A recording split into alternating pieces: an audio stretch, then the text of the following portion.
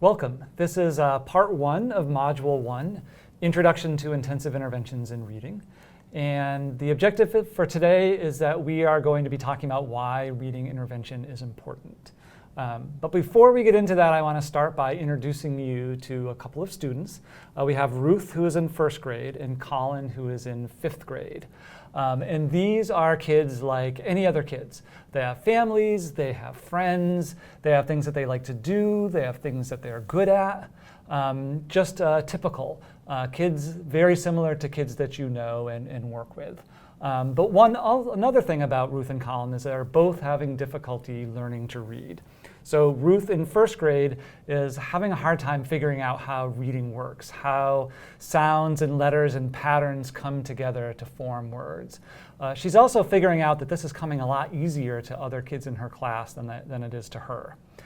Colin, who's in fifth grade, has experienced reading difficulties for a lot longer now. When he reads really slowly and really labored. And because of that, he has a hard time understanding when he reads and also a hard time in doing his work, and it takes a long time.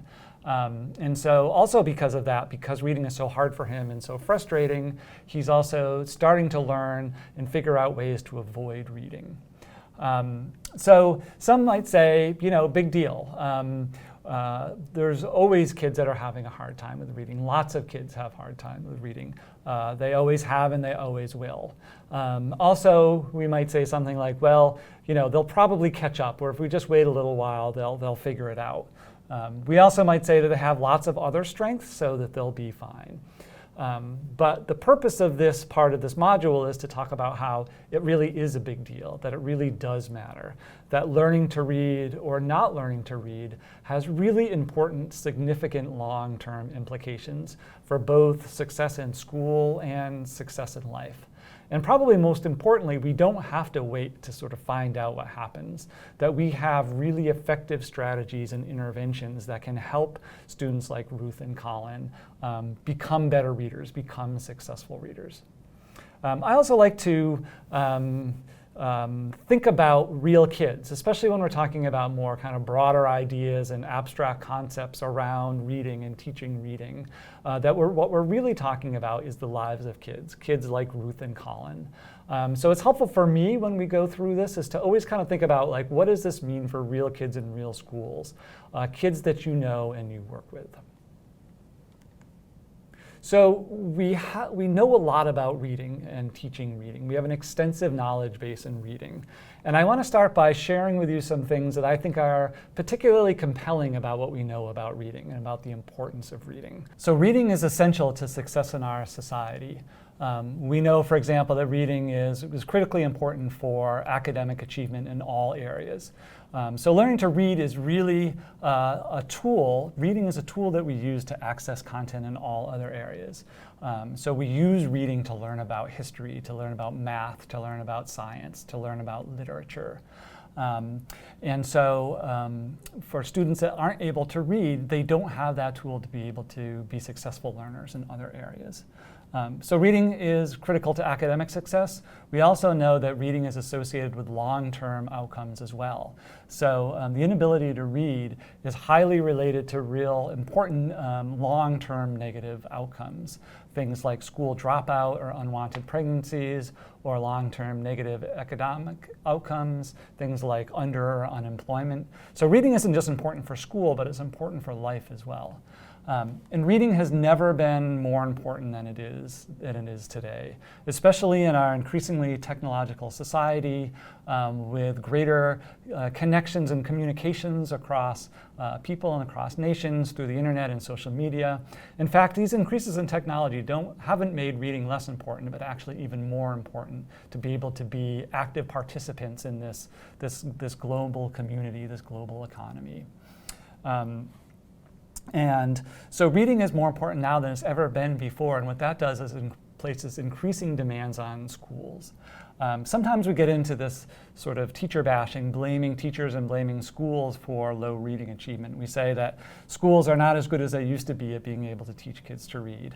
But that actually isn't the case. Schools are about doing the same job as they always have. where, in fact, reading achievement overall is increasing a little bit. But what's different now is that there demands for all students to learn how to read, not just some or even most students. It used to be that there were opportunities available that if you didn't have highly developed reading skills, there were still jobs and opportunities for you to participate meaningfully in society. But now there are very few jobs or very few careers that don't require higher and higher levels of literacy. So we're asking schools to do more than they've ever done before because we know how important it is for all students to gain this level of literacy that's going to allow them to be successful. So instead of blaming schools or blaming teachers, instead, I think it's helpful to think that we need to be supporting schools and teachers with the resources and the training and the expertise to do what we're asking. Education really is a public trust, and parents are putting their trust in schools to be able to provide students with the experiences and skills to be successful. And today, high levels of literacy are the sort of critical, maybe the most important thing that allows students to be successful. I really like this quotation from Jonathan Kozol that says, "If you can't read, you don't choose. Others make choices for you." So reading isn't just about school success. It really is about self-actualization and self-advocacy, kind of being able to pursue your goals and dreams in a way that gives you agency in what you do. So reading is something that just goes beyond what we think about in terms of school, but informs and supports success in all areas of life. So we talked about how reading is essential. We also know that teaching reading is urgent. So when we look at the results from the National Assessment of Educational Progress, or the NAEP, we oftentimes call that the nation's report card. This is testing that the government does, and it samples students in the US across all the different states. So we kind of get a snapshot of how students are doing with reading over time. And one of the things that we find consistently from the NAEP, or the nation's report card, is that approximately a third of third graders are performing below a basic level in reading. And so what does that mean? So for students who are reading below a basic level in reading, it means that they can't even understand the literal meaning of text they're reading. They can't come up with main ideas. They can't make inferences. Basically, they are not able to comprehend what they're reading at a level where they're going to be able to be critical thinkers or make informed decisions and about what they're reading. And so this is a really kind of a stunning number to think that there are this many students in American schools that are not reading at grade level or not reading at a level that's going to allow them to be successful. And again, when you think about a typical school that has maybe 24 or 25 students in a classroom, that means that, again, about a third of those students are going to be having significant difficulty with reading and are reading at a level below where we would want them to be. And for some schools, a lot of schools that are in places that have under-resourced schools or under-resourced districts, the reality is there could be even a greater percentage of those students that are having significant difficulties learning how to read. So we know how reading is essential, but at the same time, we know that there's large percentages of kids in the United States that are not reading at a level that is going to allow them to be successful. We could also think a little bit about the achievement gap in reading. And what this is a graph or a figure that is a kind of representation of what the emergence of the achievement gap looks like in reading from the beginning of first grade through third grade. And so what this shows is two trajectories of different types of readers. The green trajectory shows the reading growth of successful readers, and the red shows the trajectory of the reading growth of struggling readers across those three grades. And there is no y-axis here because this is a kind of representative depiction of the achievement gap, and we can really think about this across multiple areas in reading. So I'm going to have you stop here for a minute for activity 1.1, where you're going to examine the figure of the achievement gap in reading and jot down some things that you notice. What are some observations that you can see from this graph, and what does this tell you about the need for intensive interventions in reading?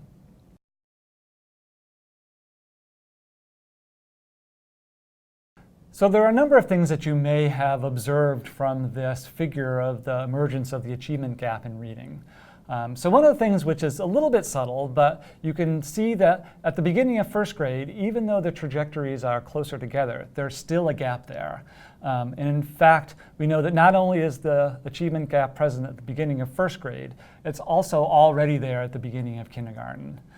Sometimes non-educators have this idea that all students enter school on a level playing field, equally ready to learn.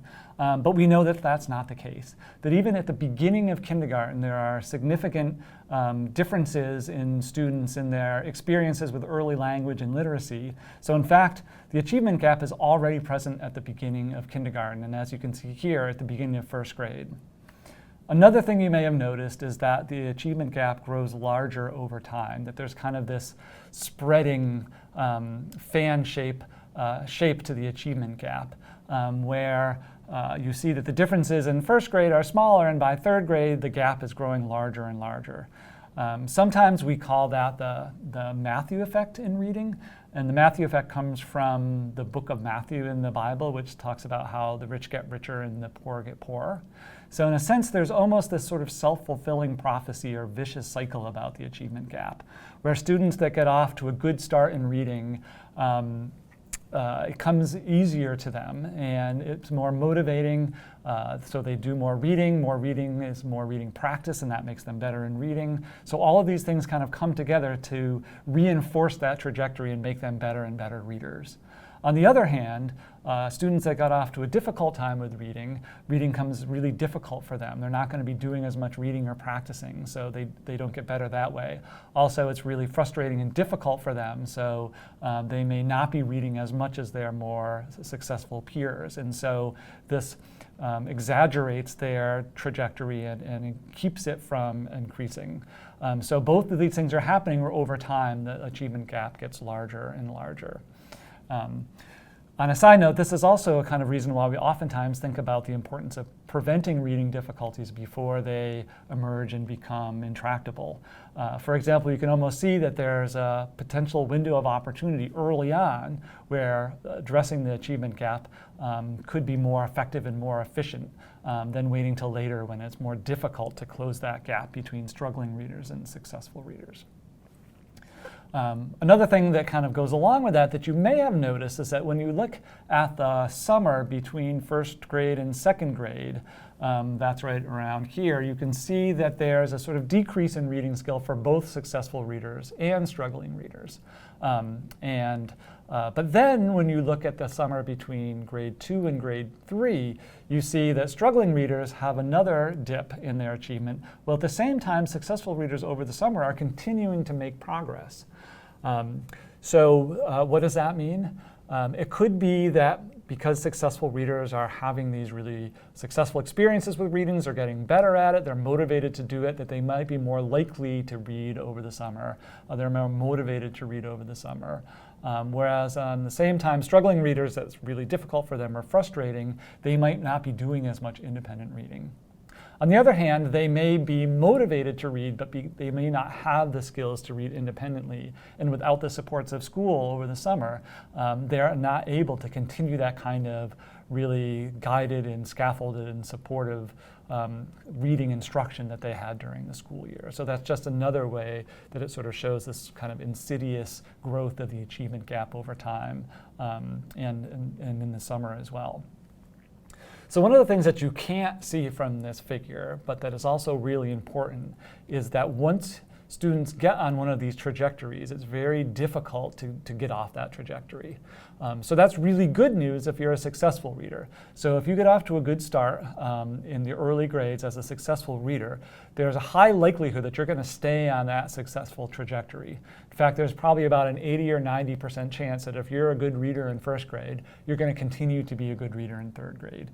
And similarly, if you're a good reader in third grade, you're probably going to continue to be a good reader in 8th grade and beyond. That we can make that prediction with a high degree of confidence. What's more troubling is that if you're a struggling reader, we can make those same kind of predictions. So if you get off to a difficult start with reading, it's highly likely, unless something changes, that you're going to continue to be a struggling reader as you move through the grades. So again, we can predict with about 80 or 90% accuracy that if you're struggling with reading in first grade, you're going to continue to be struggling with reading in third grade and then eighth grade and beyond. So when you think about this, this is really scary in a sense that we can make these predictions of students about how they're going to, what their outcomes are going to be really early from the beginning of schooling, kindergarten, first grade. However, we can flip that around and think of that as more of something that's really empowering for schools and teachers as well. Right? If we can predict and we can identify who these students are that may have difficulty learning to read, that gives us the ability to then intervene and provide higher levels of support for those students to see whether we can close that achievement gap or keep it from emerging. So we also know that students with disabilities have difficulty with reading. So learning disabilities is the biggest category of students receiving services under special education, an IDEA. And we know that a large percentage of students with learning disabilities have a primary area of difficulty in reading. So about 80% of students with learning disabilities, their primary area of concern is going to be reading.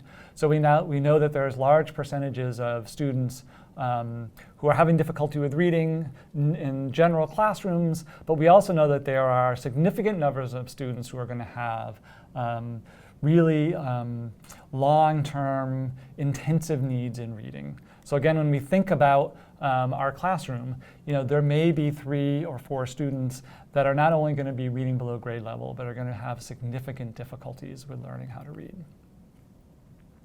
Right, so all of this makes us think about teaching reading with a sense of urgency because of the early emergence and the growth of the achievement gap over time, because of the number of students that we know are having difficulty with reading, and particularly the intensive needs of those students that have learning disabilities and reading disability are going to need to become successful readers. But to make that even harder, we also know that teaching reading is complex. We're hardwired to learn language. We have these kind of built-in systems that allow us to pick up language with very little stimulus or exposure. This is just something that is kind of unique to humans. But at the same time, reading is not a natural occurrence. Our brains are not hardwired for reading. In fact, that's because reading is an invention. It's something that we invented. We came up with these systems for capturing language in print. And so to become a good reader, what students have to do is rewire their brains to develop this reading circuit, to kind of create the pathways that are going to allow our brains to become good readers. And that doesn't happen naturally. It doesn't happen by exposure. It requires instruction, and explicit instruction. So we don't learn to read naturally like we do learning language. We have to develop our brains and train our brains to be reading brains.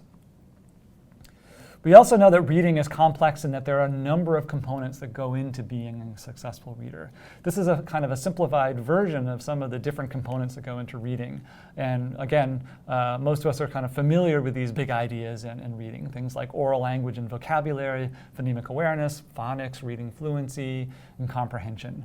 And the thing about this is that if any of these things aren't working, or if one of these things is not part of the whole reading equation, that reading is going to break down. So reading isn't a unidimensional construct. It has lots of these different parts, and all of these things have to come together and coordinate together to form successful reading.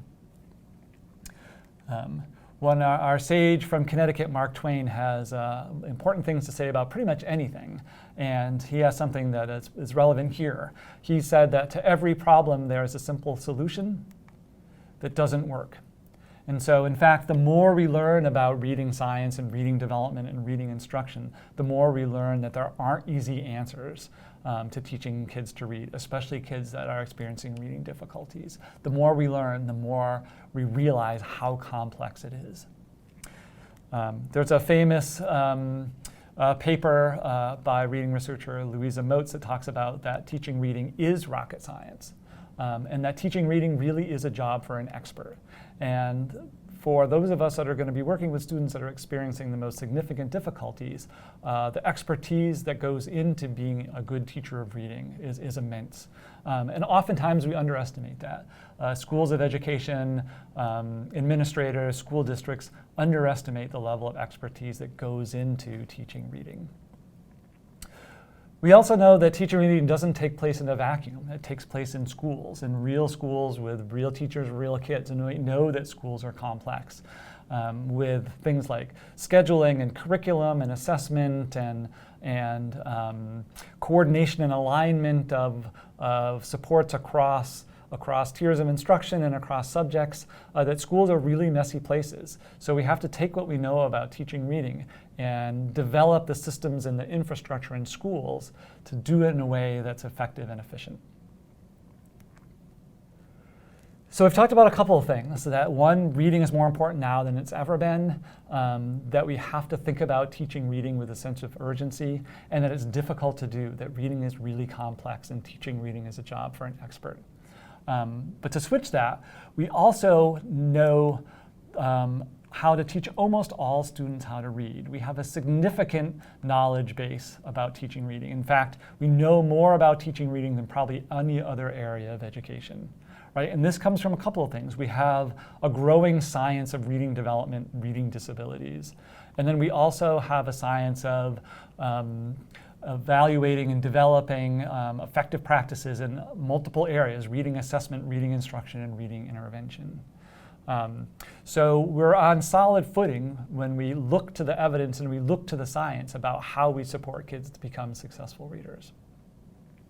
So I wanted to show you a little bit of data from some work that has been done at the Florida Center for Reading Research. And I want to start by showing you this figure here where it shows the trajectories of students who were at risk for reading, having reading difficulties based on an early screening, as well as kids that were lower risk. So this should look familiar to you. In fact, it looks very similar to the slide that showed the trajectories of students in the emergence of the reading achievement gap. So again, when the researchers from the Florida Center for Reading Research went into schools, assessed kids at the beginning of first grade and followed them through fourth grade, they found the same thing, right? They found the emergence of the achievement gap with kids who are at low risk growing more and more discrepant from their peers that were at higher risk.